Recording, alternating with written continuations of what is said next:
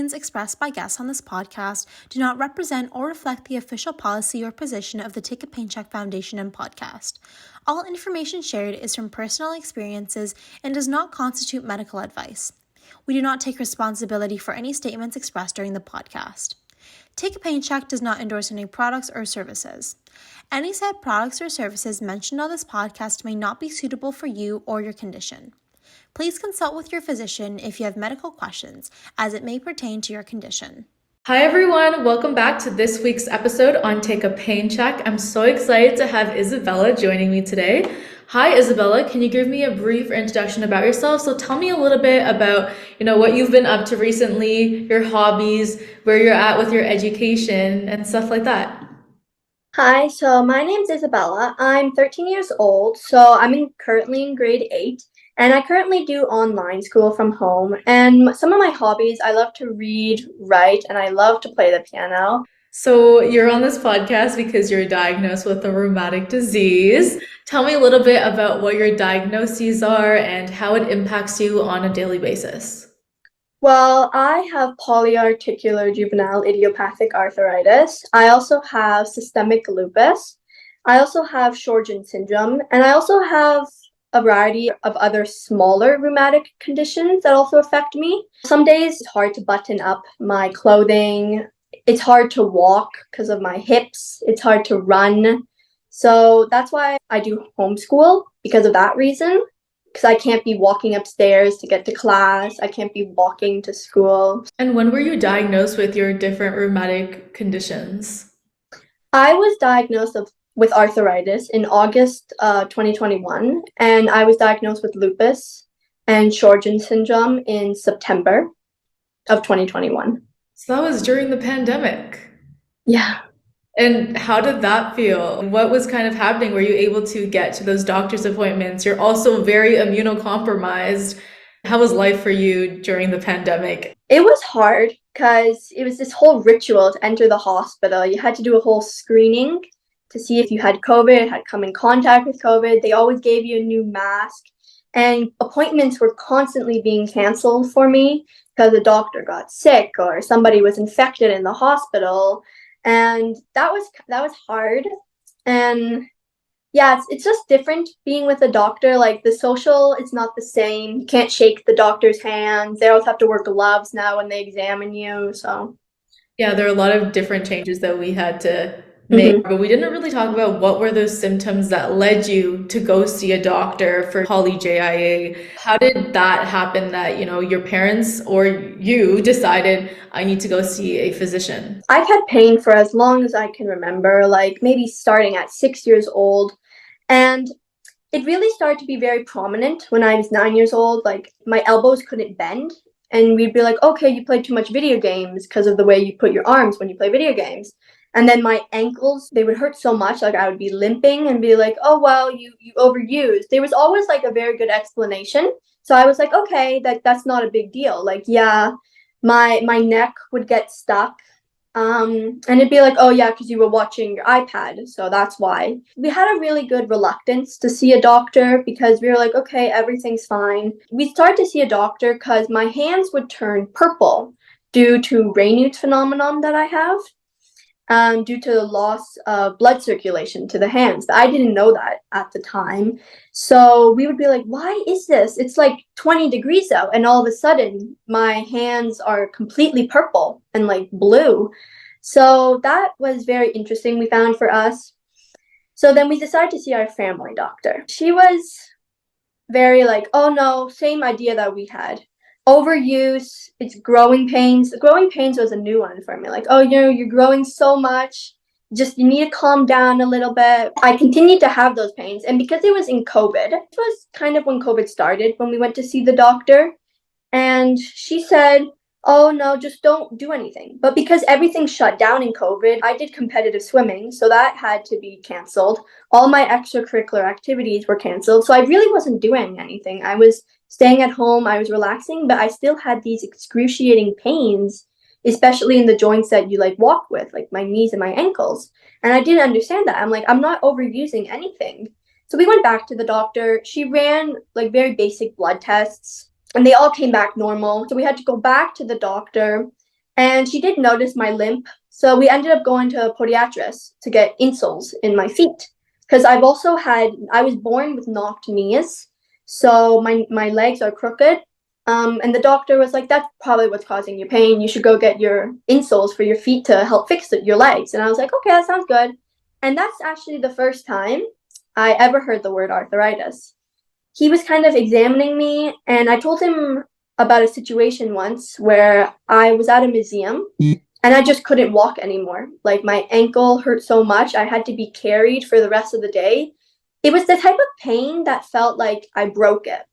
I was so sure, like, I would always be like, I broke my knee. You need to take me to the hospital. Like, I broke it. But that wasn't the case. And at that point, they would never get swollen. They were never hot. So it didn't look that bad. It just felt really bad. And that's when he was examining me and he said, I think you have arthritis. Because my hands, I was telling him they're so painful. I don't understand. That has nothing to do with my ankle hurting. So he's like, I think you have arthritis and I think you should talk to your family doctor about that. So we go back to her again.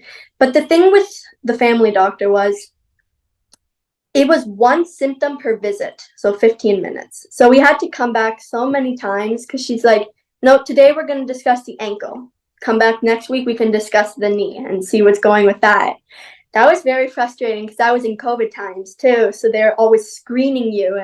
And she always scolded us. Like, you shouldn't be coming here. It's dangerous outside. You should be staying home, isolating, protecting your family. This should only be for emergencies. And I think my family unanimously decided that this was kind of an emergency. Like, everything was just so painful and it didn't make sense. And she ended up doing a food intolerance test which a food intolerance test basically sees, it's not if you're allergic, it's just if you're intolerant and your body can't tolerate the food. Because in January of that year, I became extremely sick with an unknown virus. I thought it was COVID. So we called a COVID nurse at that time. She said, it's not COVID, don't worry. But my mother and my sister got sick and they healed in probably like 3 days. But for me, it took over a month and I was very sick. I wasn't really eating. I was just eating bread and applesauce for a month. So I became very weak, lethargic.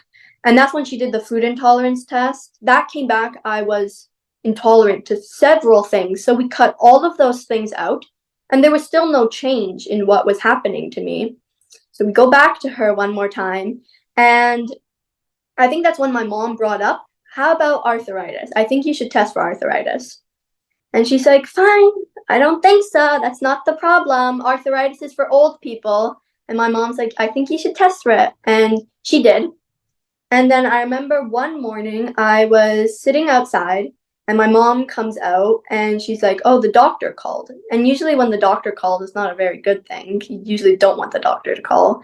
So then she calls and she's like, yeah, so some stuff came positive on your test. So I'm going to refer you to a pediatric rheumatologist. And I was like, okay, what's that? Like, okay, sounds good.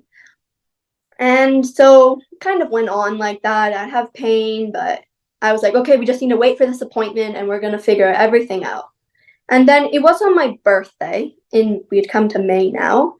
And everything was pretty good. Like, I didn't have too much difficulty walking. I could still do everything that I loved. There were just some hard days. So then in May, on my birthday, actually, we went out for a walk and I just couldn't walk anymore. I just became suddenly very tired. So I had to sit down on the pavement and my dad basically had to carry me home. So that day we ended up going to the emergency room in Kemptville. And she basically told us, no, everything's fine. You just have to wait to see the pediatric rheumatologist. But at that point, I developed some lumps on the back of my head, which were kind of unexplanatory, and they really hurt. And then they ultrasound them, and they're like, no, everything's fine. It's just from the infection that you got a couple months prior. So I was like, okay. So then it kind of carried on like that for a while, just waiting and waiting. You've been through so much, and it seems like there was so many hurdles you had to go through to finally get the diagnosis that you needed. You mentioned a lot of things like, you had to get tested for some of the foods that you were sensitive to. Would you be able to tell me some of the the discoveries you kind of had? They tested for overall 200 intolerances. I had 47. The main ones like wheat, dairy, a bunch of other like berries and nuts. So I thought that was interesting because I never really had a reaction to those, but we did stop the milk and I started to have almond milk. So that ultimately, I think that helped. That did help a little bit, but it was just still curious because I continued to eat the other foods and I didn't really have a reaction to them.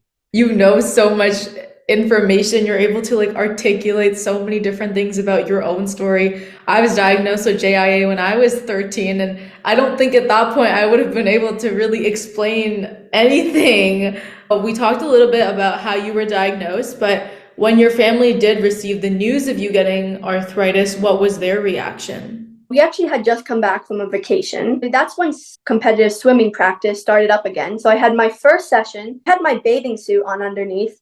So then we ended up going to the hospital because we thought it was going to be a quick thing. And we get there, and the appointment ended up being over 3 hours long. He didn't even have to look at blood tests. He just kind of saw me, and he leaves, and he comes back, and he kind of puts a little pamphlet on the table, and it said, "Me, your child, and arthritis." And I was confused. I was like, I don't have arthritis. What are you talking about? And then he starts to tell us, you do have arthritis. And he said, probably like over the time since I was 6 to 12 years old, my arthritis going untreated, it was very severe. He said we had to treat it very aggressively. Like we didn't know anything about juvenile arthritis or what it was. Like we actually had to ask him to write it down because I was like, what is juvenile idiopathic arthritis? After the appointment, we kind of went home and we were kind of sad. I remember being like, I think my life is going to change after this, even though I didn't really know. And then we get home and we did so much research from there. We were reading other people's stories. We started seeing blogs. And that kind of scared us a little bit. We were like, I don't want to read this. This is too intense. It didn't seem real. Like, it was kind of, we were in a void. Like, this is not going to happen. But it kind of did. It must be really hard, especially for your whole family to digest that information because you're right, your life did change. And prior to being diagnosed, were you actually going to school in person or were you homeschooled all your life? Well, because of COVID, I did a little bit of online school and then I did 2 years after of homeschool. But before that, I did go to a private school. And even before that, I went to public school. And how was it kind of realizing that, now I can't go back to in-person school? How have you adapted with the whole homeschool environment? I think it played out kind of really nicely because of COVID and there's more acceptance of homeschooling and virtual learning. So that worked out really nice, I think. But it was hard to adjust. Well, it's different because I was now on my own schedule. So I had to do the work, but I could do it on my own schedule because I had a lot of appointments. Like going from not going to the hospital in so many years, I had to go to the hospital every week now. So that was hard to adjust and still be able to do learning. So most of the days I had to sometimes bring my school to the hospital. And who was your teacher? Like, would it be one of your parents that would be your homeschool teacher, or do you have someone else? Well, it was actually my mom was kind of the main one because she's really good at math. So she did math with us, she did language. But my dad also majored in geography for university. So he did that with us. He also did social studies. And it also really helped because my sister was with me. So we did homeschooling together for 2 years. Wow, so it was more of like a family activity, but also support. And you were basically supported the whole time when you went through this because it was your family that was supporting you. But how did it feel in terms of making friends? That must have been challenging, unless there's like a homeschool friend connection thing that I don't know about. There actually is a homeschool friends connection thing. So we did learn of some meetings and some equipment that you can use in homeschooling. But I wouldn't say it was lonely because I had my sister. We still did lots of stuff. We had gym. So it was hard though. But I think I've gotten used to it since COVID started, not seeing my friends. And how did the gym class go, because now you have this chronic illness and multiple chronic illnesses, and it's not going to be the same gym class that you would do in public school with everyone. What were some of the things that you did, or how did you kind of adapt and modify and accommodate yourself to be able to succeed in school? Even though the doctor said my arthritis was very severe, it wasn't for the first probably 3 months. So I think gym was really good for me because I really love being active. So that worked very well. It was until December after I had started taking methotrexate, and methotrexate suppresses your immune system. It has some awful side effects, but it's ultimately supposed to treat your arthritis and help it. But that really wasn't the case for me. After that, I wasn't able to do gym ever again. What was your medication journey like? Because you're diagnosed with three rheumatic diseases and multiple smaller chronic illnesses. How did the medication work for that? Well, I think like most people, I started on the usual regimen, naproxen and methotrexate. So right after we left the hospital, after my diagnosis, I had to learn to swallow those pills because I took them orally. That was kind of hard because I hadn't ever done that. And after that, when I was diagnosed with lupus, I began to take prednisone. And then after that, I switched medications a lot, like lansoprazole to help with some of the side effects I was having from naproxen. And honestly, I can't name them all because I have so many, but there were a lot of anti-inflammatories at first and kind of very mild medications until I started taking really big ones later. And yeah, they kind of interfered with my condition a lot because when I was first diagnosed with arthritis, the doctor gave me lansoprazole. And he didn't know I had lupus at the time. It was until a month later. And actually, patients with lupus are not supposed to take lansoprazole. So that didn't turn out very well. The lansoprazole wasn't as effective as it should have been. So the doctor said I could stay on it, but I didn't want to because it had some dangerous side effects. And also the prednisone. The prednisone is a whole story. I started off on 15 milligrams, and from there it kind of went higher and higher and higher each doctor's visit. And it wasn't until I started to wean off, we didn't realize how dangerous that was. So I actually went into adrenal crisis because I'd been on prednisone for probably at that point a couple months as I started to wean off. And at that point, it wasn't safe to wean off anymore, so I had to jump back up to 25 milligrams. But because of that adrenal crisis, I started to have seizures every day, which was very scary because we had to call an ambulance at first, and there was many like hospitalizations after that.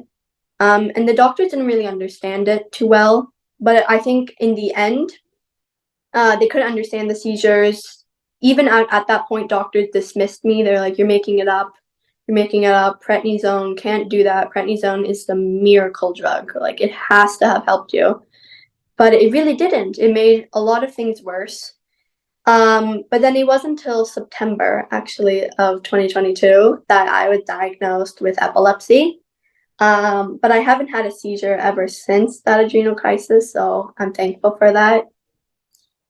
Wow, okay. I don't know how you're like so strong and resilient and able to get through so many things in life. Like you've been through so much, and the fact that you're able to still stay very positive. You probably experience, your highs and lows and different points in your life. What would you say is like the biggest thing that kind of made you upset throughout your whole journey? I think it was the dismissal of doctors, like them not believing you, me telling them I have a symptom, and they're like, no, that's not possible. This drug doesn't cause that symptom.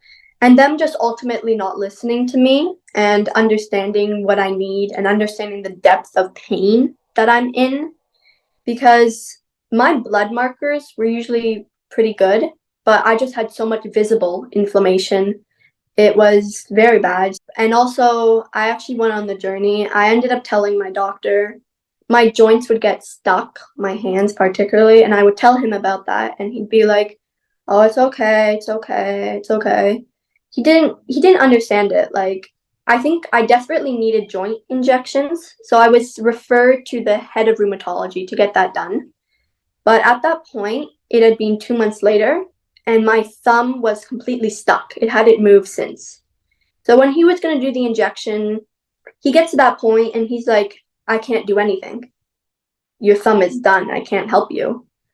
I was really sad. I ended up crying, and I think that was the first time I really let my emotions out through the whole thing. Because there was many things that made me sad, but that particularly made me very sad because I love to play piano, as I said, and it's kind of hard to play piano when you don't have a thumb.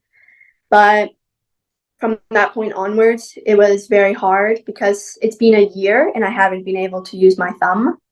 And it's also just kind of like that, doctors not believing you. And like I mentioned, I have knocked knees and they've been left untreated for 13 years. So they've gotten pretty severe and it's caused some other deformities, particularly in my hip and in my knees. And I just saw an orthopedic surgeon a couple months ago to talk about surgery to fix that. There is something that can maybe help your quality of life improve. You mentioned piano. I used to play piano as well, but because of my arthritis, I actually just like stopped playing piano. It wasn't something that I was super passionate about, but it was something that I did do as an extracurricular. And because of my arthritis, I was like, I don't think I can do it. How do you still ensure that you play your piano when your fingers hurt? Have you found any like modifications or adaptations to how you play piano? I have been seeing a plastic surgeon and she recommends wearing a brace. So that does make it extra hard to play the piano because I have to wear that thing 24/7. She doesn't want me to remove it.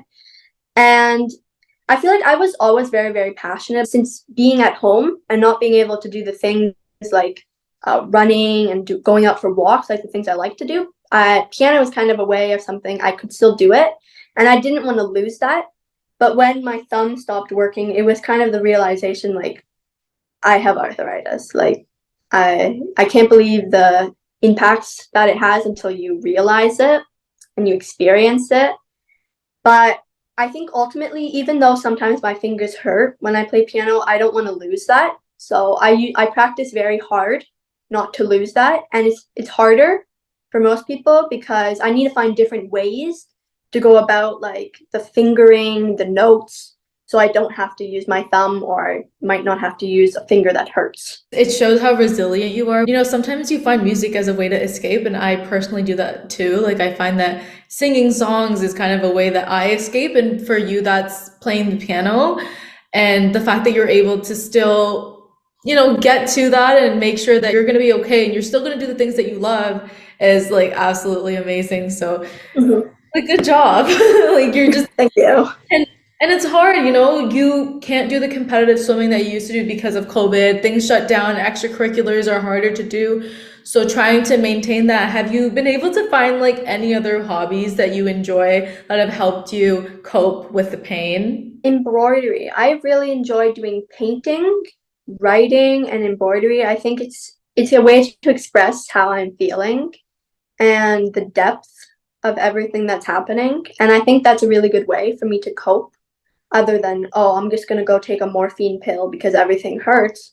I think it's really good for me like to sit down and just write about it. You have explained your arthritis and your journey to the people that are listening today and also myself very, very well.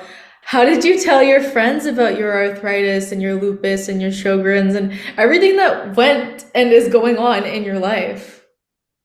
Well, I think to them it might have been a little odd because in the span of probably 2 months, I went from being able to walk to run to using a cane to using a wheelchair and a walker. And I think it was hard for them to grasp at first, but I have a really good friend and she completely understood. She's able to joke about it with me now and she doesn't ask too many questions and she's not ashamed to talk about it. And I think when I first told her, she was just kind of like, "Oh, what's the cane for?" And I said, "Oh, I have arthritis. I don't know if you remember me ever complaining of pain, but yeah, I have arthritis." And she was like, "Oh, okay. That's fine." Like she never excluded me from anything after that. It wasn't like a burden to her. She didn't really I was not different to her because I had arthritis and lupus. It's really nice to always have that one friend that will support you no matter what you're going through, and the fact that she's still able to talk to you about it and not be ashamed about what you're dealing with. You mentioned a couple of mobility aids that you use. When did you actually have to come to that point where you had to start using a cane, had to use a wheelchair? How did that happen? Well, like I said, I was diagnosed in August. I had to start using a cane in October. And because of the methotrexate, I was bedridden for probably like a couple weeks. I didn't get out of bed and I lost completely my muscle mass and the pain just exhilarated so much. Um, and from there, it was harder to walk and I really needed a wheelchair to go about doing things. But the doctors didn't support that. They were like, you can't have a wheelchair, you can't have a cane, you have to persevere through the pain, you have to push, you have to tell yourself not to give up. And I had to basically tell them, I'm not giving up. I just need quality of life and I need to be able to go out to do things because I couldn't stand for more than 2 minutes and I can't do anything. Like I can't stay in my house all day. Using a cane, using a wheelchair, those are things that will help you have a better quality of life. It's something that you want to use, right? Because you do want, you're 13. Your life, you have so much life left, right? You need to figure out what works for you so you can succeed, you can get a career in the future, you could do school, you could just enjoy general things outside. I'm wondering with your family and like activities that you might have done in the past or the things that you do now with your family, how has your family kind of accommodated you in different situations? So for example, if you go outside on trips, if you go on trips on vacation, how does your family help accommodate you in different things that you do together? My family has been very accommodating. They were the ones that kind of pushed for the wheelchair to make me be able to go out and do things. So ultimately, we had to buy the walker and the wheelchair on our own.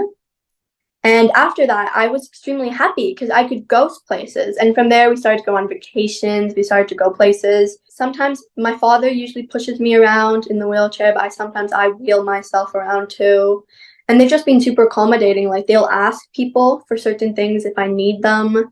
They'll be able to look for like, oh, this place has an elevator. Do you want me to go ask them for the key and things like that? Family definitely is super, super important. And, they always help you in times that you need, or even just in general. They're always super open to being there for you. We discussed a little bit about your mobility aids and how that has kind of helped you lead a better quality of life. But what are some challenges or barriers? Have you ever received any comments from anyone? Yeah, people usually assume it's an injury. So they'll go on about what happened to you. I've got that asked so many times. What happened to you? Or what's wrong with you? I injured myself too. What's wrong with you? And at first I answered them, I have arthritis. And they'd be like, oh, you have arthritis? My grandma has arthritis. I'm like, oh, okay. And from there, I don't want to tell people. So I kind of had to make things up, like, what happened to you? I fell too hard from heaven, or things like that. I really like to joke around with people. And because of my thumb, I had to wear a cast for a while, like a real cast. People would ask, oh my God, how'd you break your arm? And I'd be like, I was biking down a hill and then I ended up crashing into a bush and I fractured it in 3 different places. I had to have surgery. It was so intense. You wouldn't believe it. And I just don't want to tell people like the real truth because then they kind of get like, oh, I'm so sorry. I'm so sorry.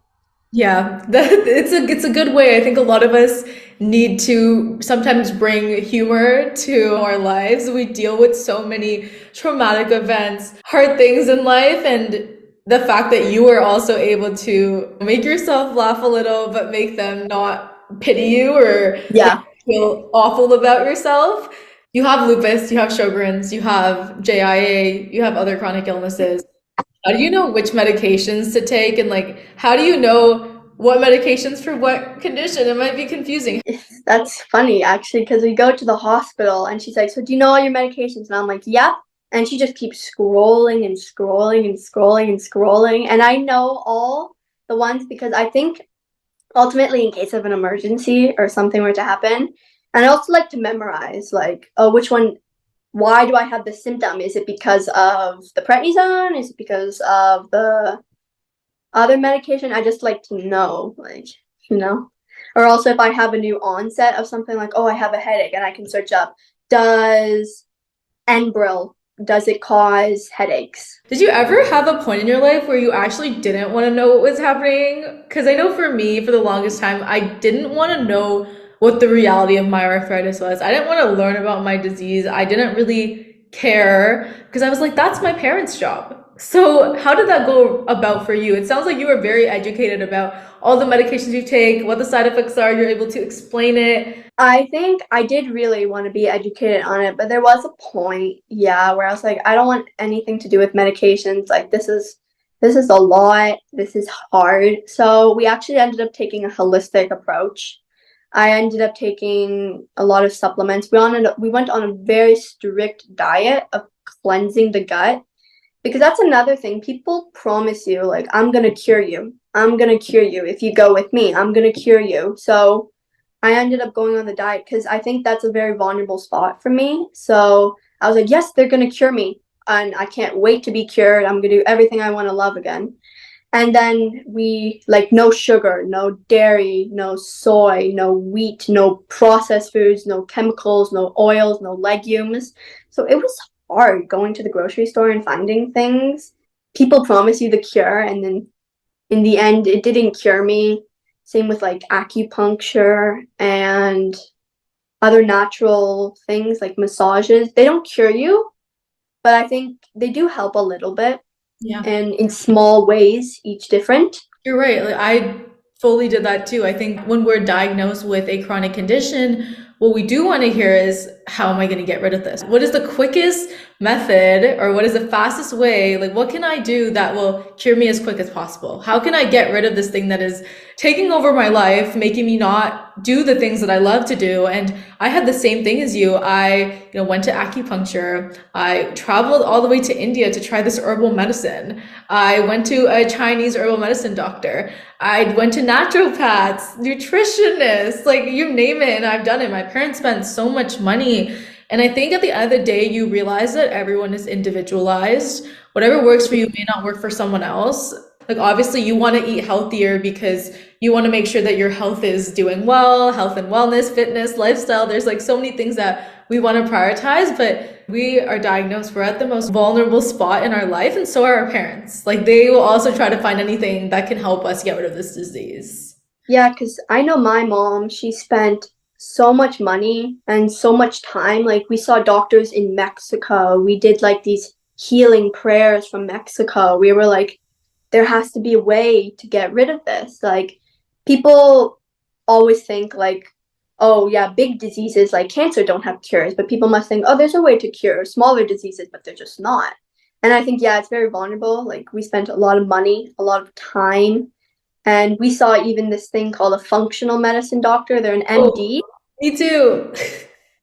They're an MD, and she was all about the gut health. And it is proven though that gluten and dairy stuff can increase inflammation. So yeah, and it was all about gut health. So I did go on antibiotics because she thought I had an infection and that's what was causing my arthritis. But that wasn't the case. And I got kind of sick from those antibiotics. And the doctor even said I was in a critical situation. I wasn't any more chronically ill, I was critically ill. And he's like, your lupus will advance very quickly, and that could put you in a dangerous situation if you don't get back on these medications. A lot of what you're saying resonates with me so much. How has your lupus and Sjogren's affected you? I know Sjogren's has like the dry eyes, dry mouth. How does it present in your body? Well, the lupus actually affects my salivatory glands, so like my product glands, and that's actually an organ. Fun fact, I didn't even know that. So my jaw would get so inflamed, like it would be huge, and I just couldn't eat. And lupus also affects me like very tired. You may or may not know that, but lupus, the number one symptom is very tired, very lethargic, and I think that happens with me a lot.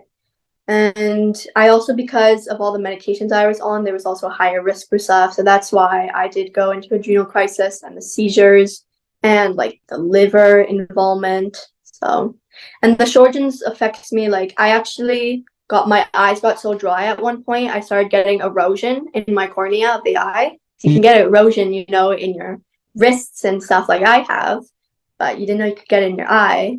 And yeah, my mouth is always so dry. My eyes are so dry. What are some pain management tools that you use on a day-to-day basis to help you navigate your pain? Well, I take all my medications, of course, morning, evening and then dinner and then lunch.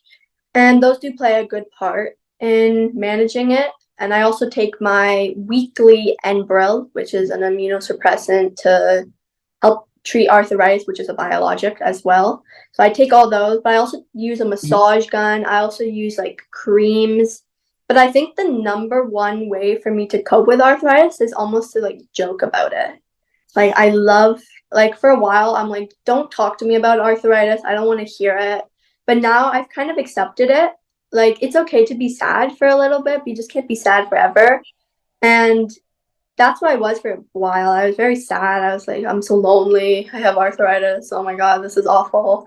But I think after a while, I could just look at myself in the mirror and I could be happy and I could laugh about arthritis and all this stuff that goes with it.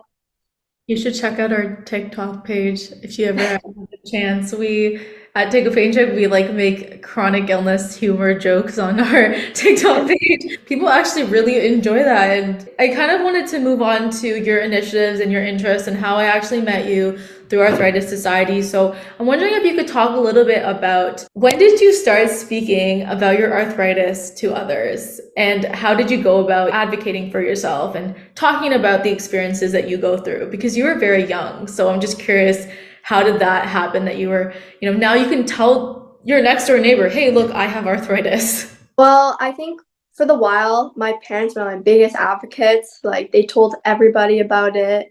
And I actually remember for my birthday, I got over 60 birthday cards through the mail. That was very cool. But I think for a while, I would just go to the doctor's appointments and I'd be like complying with everything they say, not really voicing what I was thinking. And that was upsetting because I really wanted, most of the time, I just wanted to lash out at them and scream in their face. But at one point, I was really mad because another doctor just dismissed me. And I haven't had many good doctors. I probably have like two, and one of them is retiring. So at one point, I had to kind of like stand up for myself and I had to be like, I don't think this is right. I think there is things you can do to help me. And then I think at that point, they're like, okay, I'll see what I can do. And because of that, I'm actually having surgery because I had to advocate for myself. I'm like, this is not fair. I can't wear a brace all my life because my thumb doesn't work. So she's like, okay, I'll do the surgery. And with another doctor, one time I just cried in front of the doctor, but that's not too much advocating. So I had to actually tell the doctor, like, no, you need to help me here. And he's like, okay, I'll see what I can do. And like sincerely too. You learn how to advocate for yourself. Mhm. And you've learned how to kind of explain your disease to others and talk about your arthritis. How did you find an arthritis community that was for you? How did you get involved with the Arthritis Society? I know that you are involved in a lot of their events and initiatives. Well, my mom ended up finding the meetings. It was November 2021. And I went to the first one and I just had so much fun. Like it was meeting other people who had arthritis. And I think because for a while I was just like, why me? Why do I have arthritis? No one else suffers like I do. But then I see that these people and they share their stories. I'm like, oh my God, that's so similar to mine. And we played games, we talked. It wasn't all arthritis based. And that I found that really to be helpful. And from then on, I always go to their cooking classes because they also do stuff like that. Like it's for a way to connect kids with arthritis, but also by doing something fun like bingo, cooking, art. And I found that very helpful. And shout out to Lauren because the meetings are just amazing and I always have so much fun.